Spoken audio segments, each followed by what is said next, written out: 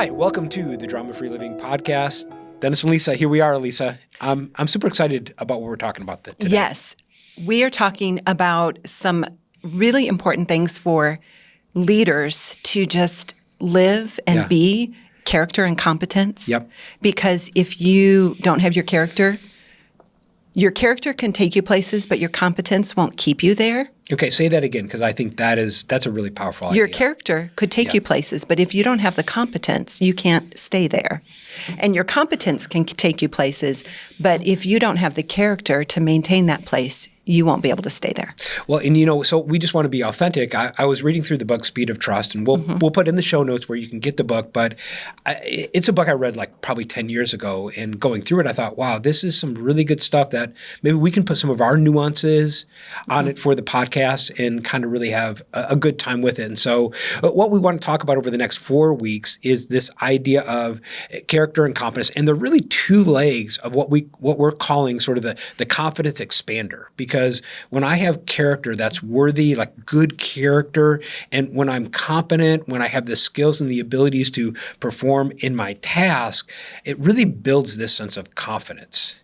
And really you need both. And I think, Lisa, sometimes you either have like a really good heart and a dumb head, or like you're really, really smart and maybe you're lacking in some character issues, and they kind of have to grow equally. So I was talking with a client just yesterday just about this whole idea of confidence. And I asked him, I said, guys, do you have confidence in me doing open heart surgery on you?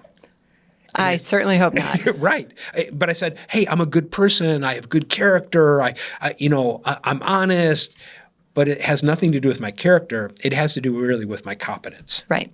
And so I think what we want to cover today is this part of an idea of character. And one thing that we've realized is that integrity is super important. Right. So this would be an aspect of the character on the character and competence legs. So character first, integrity, which is huge.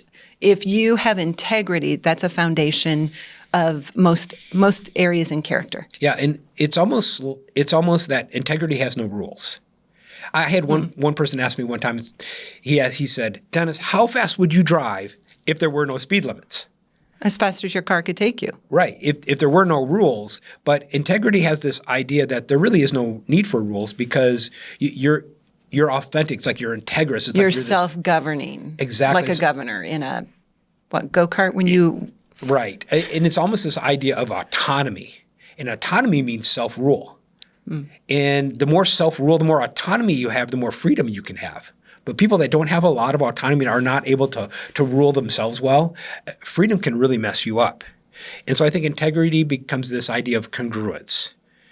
And the opposite is having ego or having pride. And so let's just kind of go through some of our ideas about what we think about integrity. And the first one that you and I have talked about is really that they make and keep commitments to themselves. Right. Because people are pretty good about keeping commitments to others because they don't want to look bad in front of others, or they want to make themselves look good. But it's almost an ego issue. Exactly. But you want to make and keep commitments to yourself because you are the judge of that. And Lisa, it's kind of this idea, every time we keep a promise to ourselves, our own personal confidence grows. Mm-hmm. And I know for a leader, one of the main things they have to protect this confidence. Because to step in, do hard things, maybe to be out in front, it's not easy to be out in front. You have to grow in this confidence. And one way to really get personally confident is just keep commitments to yourself. One of the things that I want to try to do is exercise every day. And I know when I exercise, I'm more confident. I feel like, okay, I did what I said I was going to do. I made a promise to myself and I did it. Well, what's funny is if you're going to be going in to see the doctor in 3 or 4 weeks and he's going to be on you and ask you, hey, did you exercise? Have you been exercising regularly? Well, those 3 or 4 weeks before you go in, right, you're like all in. Absolutely. I am totally going to exercise regularly because I'm going to be asked. But what do you do when nobody's looking? What do you do when you're alone? Do you keep that commitment to yourself? And I think we're going to get into this a little bit about transparency, but in accountability. But it's this idea that if we have problems with accountability, it's typically an issue of transparency. And anytime that I can shed more light in an issue in my life, then I automatically become more accountable. When I know maybe somebody's going to ask me, like the doctor, I'm going to go see the doctor, so I know he's going to ask me these things. Have you blank, blank, blank?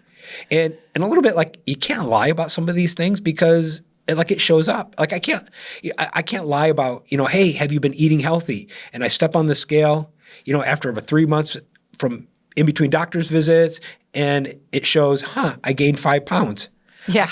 I can't say, hey, I've been eating, right?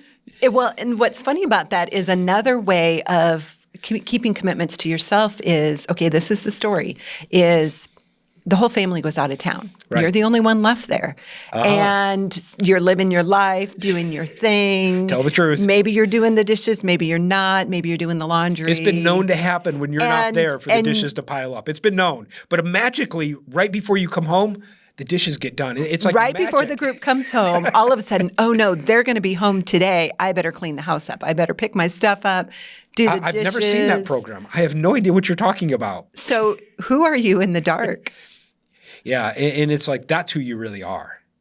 And I think coming to yourself sometimes and just telling the truth on yourself. Now when we say this, Lisa, I think it's important that we just encourage people, don't beat yourself up. Because sometimes we're so hard on ourselves. It's almost like we judge ourselves without mercy. And some people tend to judge themselves more than others. I tend to not judge myself, but you, on the other hand, that's something that you deal with. And not beating yourself up, because that really destroys your own confidence, and just realizing, hey, we're human, and a little bit, it's a work in progress. Nobody's perfect on the earth. And so just thinking through, we're a work in progress. So keep commitments to yourself. I know my confidence grows. And the other one, when we talk about integrity, is we were talking about standing for something. And I think you need to know what you stand for. So the head of Eastman Kodak, this is what he said. He said, know what you stand for and live for those standards. What are your standards that you live by? And Roy Disney, I saw this. He said, it's not hard to make decisions when you know what your values are. Right. When you have decided beforehand, these are my values, these are my standards, the decisions become very easy. But I think the problem is when you're confused or don't know yourself and you get into the pressure and the heat of the moment and you just make maybe a bad decision, say the wrong thing. It's really because you don't know yourself very well. And so really just getting clear on that, and I think sometimes this whole idea of standing for something is also knowing what to say no to. Right, because if you have your set of values, if you have your set of this is what's important to me, then it's very easy. You say no to anything that's not in this box because that's just not who you are. That's not your values, and it's not what you stand for. Well, and I know for me this has happened. I don't want to say no because of FOMO. I have this fear of missing out. But you know what I was thinking about this week is my no's make more opportunities for my yeses. Because the one thing that we sort of is a limiting factor is time. We only have 24 hours in a day, 7 days in a week, 356 days in a year. And so there is a limiting factor of time, and we can't do everything. So standing for something is also, I'm not going to do this. Almost like asking yourself, what are the unacceptables? Right. And also in standing for something, there's the FOMO, the fear of missing out, but there's also the fear of displeasing someone else. Oh, wow. And being able to have your values, have the things that you want to stand for, and then it doesn't matter if someone disagrees with you or doesn't like it because you've already predetermined this is the box that I'm going to live in. Well, and this is really about having confidence in yourself. When I'm integrous, I have confidence in myself, and I can step out and do some of the hard things and maybe take some more risk. And I think many times leaders step back from risk because they're just not confident in themselves. And so really standing for something, knowing what you believe in, and really deciding almost beforehand. And then decisions become very, very easy. And really getting clear on what are you going to say no to? What's unacceptable? Almost like putting your foot down and you're just not going to tolerate it. And I know the quality of my life is really in the amount of things I tolerate. How many times do we put up with it? Oh, why don't we just take a stand and say, that's no longer acceptable? Because whatever you don't address, you end up endorsing. And we said that about leadership, but it's also true in our own personal lives. Whatever I don't address in my own personal life, I'm really endorsing it in my life. It's almost like I'm giving it more and more power. And the pain of staying the same until it becomes greater than the pain of change, we just don't change. So it's at that point where you've had enough and you say, okay, I'm done with this. I'm going to change. And it's funny because in a lot of workshops, I talk about that. And then I tell people part of my goal today is to get you pissed off. And people they look at me sideways. But I explain, listen, if you don't leave here and aren't a little irritated, then you'll never change. If you're not a little frustrated after you leave with, oh, I need to do this, or I haven't done this, and I'm going to change this, then almost like you've wasted our time together. And so I always want to, when I leave a workshop personally, or even a podcast, right? You might be listening to the podcast or watching it on YouTube, and we just want you to think, what do you need to change? What do you need to stand for? What are some commitments that you need to make and keep? Not just make, don't just make a vow, but what do you need to keep? And so those are two, but Lisa, you've got a couple too. Yeah, absolutely. The next one is be open for integrity. So there's a quote from the Gottman Institute. I love that guy. It says, a team's success hinges on effective collaboration and communication between its members. And that's part of being open, is effective collaboration and communication between its members. Openness takes humility, and it also takes courage. It takes a lot of courage. It takes a lot of courage, and it takes a lot of humility because you're exposing yourself. Am I honestly willing to listen? Am I honestly willing to consider new ideas? Now, sometimes that's not true about me. Sometimes it's not true about me either. And I think if we're not careful, we get this tunnel vision. Mm-hmm. And it's part of why I'm loving this conversation, because I'm already thinking, I got some things to work on. Absolutely. So being open, this is what it is. It's listening before speaking. It's understanding, diagnosing, and listening with your ears and your eyes and your heart. You don't listen with your mouth? No. I listen so well with my mouth. I'm awesome at mouth listening. But that could be but we digress. What it's not, being open is not speaking first and listening last. And being open is not listening at all. Or being open is not listening with your mouth. You're like reading my mail today. This is no fun. Okay, but some people try to fake that they're being open. Now, faking it or trying to make other people think that you're being open is listening to formulate a response. Wow. So people think you're open, or you want people to think you're open because you're listening, but you're really listening to formulate a response. So that's not truly being open, because you're not listening with your ears and your eyes and your heart. Yeah, and then the other kind of faking it, being open, is pretending to listen. Okay, talk about that, because I know I've never done that. Well, when you're having a conversation with someone and you're just talking to them, and you can just see the eyes are the tunnel to the soul. And you can just see they are not there. Maybe they're scrolling on their laptop or on their iPad. Absolutely. Or they could actually be looking you straight in the eyes. Uh-oh.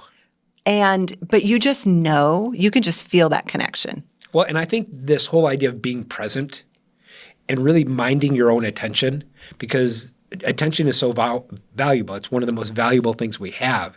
And being in the moment, and what's interesting about the present is that's where value is created. So Lisa, as you're talking about this, I'm kind of thinking these are like rules for collaboration. They truly are. I mean, exactly what you just said are really the rules for collaboration. Now, can I give everybody like a sneak sort of peek about some things? You don't even know what I'm going to say. I have no idea what you're going to say. We have a brand new online digital course for people called Emotionally Intelligent, how to live less reactively, more interactively. And we're actually going to talk about some of that in the course and give practical steps. We don't have time to do it on the podcast, but be on the lookout. Emotionally Intelligent. It's coming super soon. Anything else about that, Lisa? I love it. Rules for collaboration. People know they can sense when you're open. Okay. And so if truly a team's success, according to the Gottman Institute, if it truly hinges on effective collaboration and communication between its members, being open is a foundational requirement. Okay, that's awesome. So in the one that I wanted to talk about, keep on this vein, being open and also talking straight. Yeah. And this is kind of honesty and action. And talking straight many times is you don't have to use thousands of words to explain. right? Now, if it requires thousands of words, please use thousands of words. But get to the point. But most quickly. of the time it does not. Yeah. And many times people, they use words to cover up what they really want to say. Or their insecurities. And so we just want to encourage you, listen, talk straight. Talk straight, because it really builds trust with people. So it's honesty in action, which means it's not beating around the bush or withholding information or maybe giving it a good spin, right? Sort of putting a spin on something. It's like, listen, if it's bad, it's bad. I was just meeting with a team, and the CEO told me about his executive team. We were talking about particular team members, and he said, Dennis, he said, the one thing I need from my director of operations is, he said, I just need her to come and tell it to me straight. He said, she never, ever comes with the bad news. There's always a spin, and then she doesn't take responsibility. And he said if she would just talk straight, we could really solve issues a lot quicker. Well, you could get to the issue more quickly, and then you would have more time to solve it because you first got to the issue immediately. And I think sometimes part of the big problem is identifying the issue. Mm-hmm. And when we're spinning, we don't even know what the real issue is.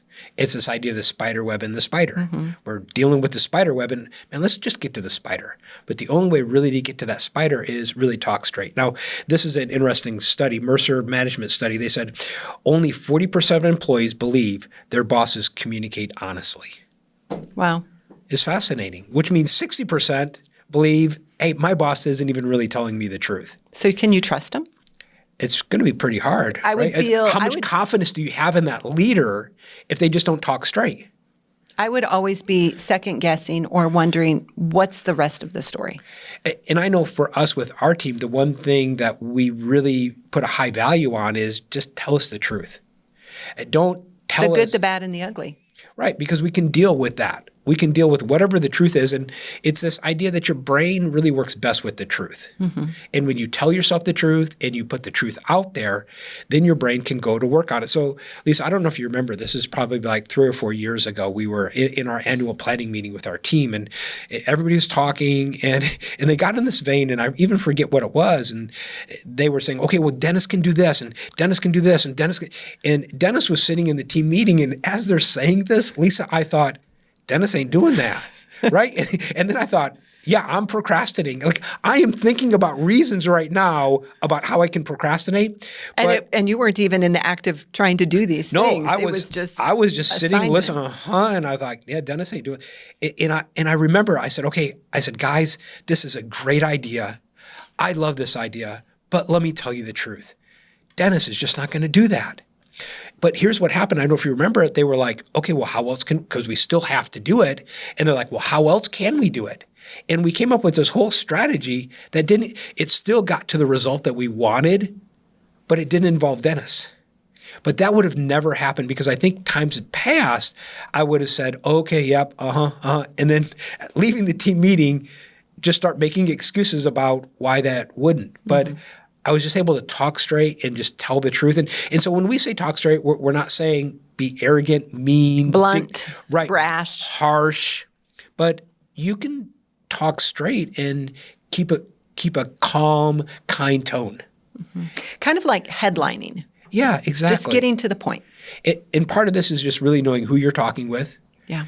Right? Because if you have a very straightforward leader, the one thing they want is, they just want it straightforward.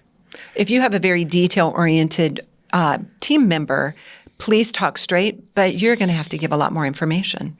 And it's almost like I can take good news, I can take bad news, I just can't take no news. And I don't know, I just came up with that. I don't even know if it's true, right? It's an interesting idea. I think it's true, actually. Yeah. Well, I know for me, it's like when there are open loops in my head and I have no news, gosh, I make the news. And that's when we all get in trouble. Is when you make the news. Right. It's like I'm making up the news, and I don't even know if it's true or not. This happened just yesterday. Yes, it did. There was a piece of information, and I didn't have good news. It was a financial piece of information. I didn't have good news. I didn't have bad news. So guess what I did? You made it up. I made up the news. So instead of coming and asking or looking at the spreadsheets or getting the information. Oh, no, I just making up news. You had a whole story that you created. A whole story, and I was anxious, and I was frustrated, and I was in fear, and And at the end of the day, why did I do that? I could have just got some news. Because you didn't have good news or bad news. You had no news. I had so no you had news. to make So your own news. yeah, and so that's what happens with people. And so we just want to encourage people, listen, also tell the bad news. A lot of people, they just want to tell the good news, but tell the bad news. And that leads us straight into our next point, which is create transparency. Create transparency. So if there's bad news, just tell it. Create transparency. Good news, bad news, any kind of news. Create transparency. Look at the news.